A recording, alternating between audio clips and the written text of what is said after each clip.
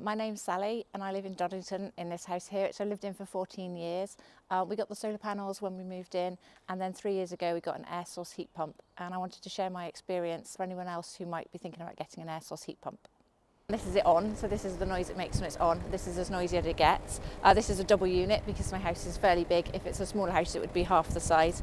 And then the noise just comes on and off intermittently, and you can switch it off at night. And it's mostly on when the heating's on, so it's on in the winter. So when I'm sitting out in the garden in the summer, it's not usually on. So this is the boiler. This is the water tank and boiler all in one. It took a couple of days for it to be installed, and the company I used were great. There are grants available, and the installation company will be the experts on the grants. The reason why I decided to get the air source heat pump is because it's something I'd been thinking about for a long time.